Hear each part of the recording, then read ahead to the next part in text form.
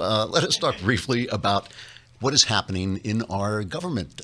Donald Trump, here's the way I see things, and it's a little different than the way other people see it, but Donald Trump has won the first round against the media, which means the first round against the Democrats, because the media are the Democrats.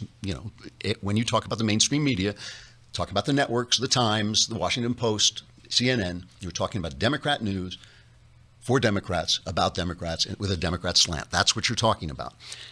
When Trump won, remember that day, everybody was sitting around going, well, here comes Hillary Clinton. Everything that Obama did is going to be nailed down. All his executive orders are going to become laws. Everything is going to be another 4 years of this stuff. And, the First Amendment needs to be rewritten. Second Amendment needs to be crossed out. All this stuff was coming down the pike. Suddenly, bang, gone, right? The Democrats panicked. And when I say the Democrats panicked, I mean ABC, NBC, CBS, the CNN, the Times and the Post. They panicked. They created this incredible cloud of nonsense, right? This onslaught, a barrage of fake scandals. Oh, and Trump's a Russian spy, and he's this and he's that. It's all not, this has never happened before. It's the worst thing. Remember, not just one, but at least two major commentators said this is the worst thing since 9/11. It's the worst thing since Pearl Harbor.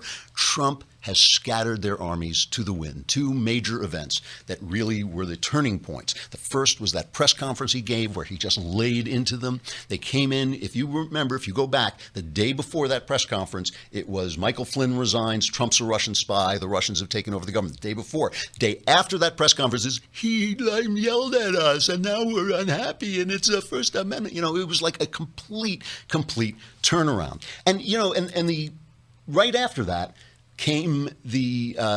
shortly after that came the speech to the joint session of Congress, the kind of faux State of the Union address. Once again, they were building up that Russian spy thing. And if you never talk to the Democrats, you don't know this. If you're just reading about this, you're thinking this is the stupidest story ever.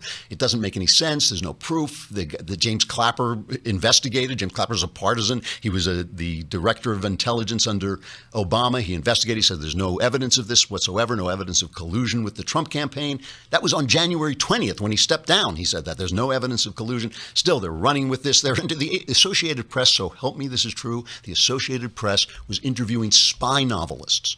Does this sound real to you? Yes, I make up fake stories for a living, and it sounds exactly like one of my stories. So now all they're left with are these fake scandals. They've got this thing where Jeff Sessions, as all the presidents do now, they asked everybody, all the prosecutors in the Justice Department to resign. One of them, Preet Bharara from Manhattan, he actually refused, which you do not do. You serve at the pleasure of the president. When the president is finished with you, you are gone. He refused. He had to be fired.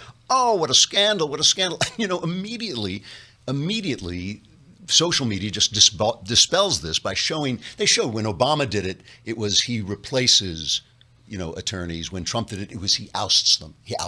Remember, they made such a big fuss when W. Bush, I think, fired 7, 8 of them, something like that. They were guys that he appointed. This is a typical thing where they get rid of the other guys, people, and they bring in their own people to prosecute things they want to. There's now a fake scandal about Steve King made some tweet about how we can't increase our population using other people's babies, and now he's a racist and all this stuff. All of this is being destroyed. And you know what Brian Stelter, the great Trump hysteric, is talking about now? He's talking about the fact that Trump is ignoring the press. And if you watch, this is true. Two things have happened recently. Trump is no longer listening to shouted questions from the press, one, and the other is he's not tweeting. He's not sending out those 6 a.m. tweets.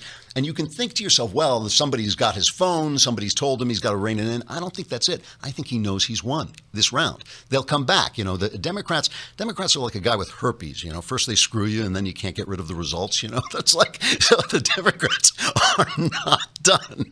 They're not done. They will be back. But Brian Stelter is now complaining about this, and he's got on Baltimore Sun media critic David Zurawik.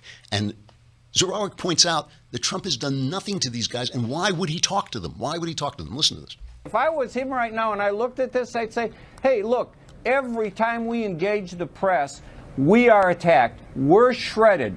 let's let the press go on its own for a while and see how they like it. Why engage at that level if we're going to get pounded? I mean, that's a reasonable thing for him to say. And you know this thing, Brian, when we say, oh, he's the worst war on the press ever, you know, I wrote about that last week. It's not the worst war on the press. He hasn't even done what Obama's done. It might be that, but not yet. So you're talking about actions, not words. We've not had a living president call the media the enemy of the American people before. Well, actions are what matter, isn't it, in this world? When somebody names a reporter an aider and abettor and a co-conspirator, as President Obama did in getting a subpoena on James Rosen, that's a lot worse. Or when they threatened James Risen from the New York Times for 6 years with jail, that's a lot worse than calling him an enemy of the people. And look, it is bad. It's awful. I wouldn't defend that, and I wouldn't defend anything Trump does. But words are not actions like that, Brian. See, there's a guy, he's not a Trump supporter, but everybody gets it now. Everybody gets it. And the thing is, we beat them on social media, and Trump beat them. Trump beat them by just going at them and just telling the truth, just saying it's fake news. And it's not fake news because every story is untrue. It's fake news because every story is slanted toward the Democrats. All right.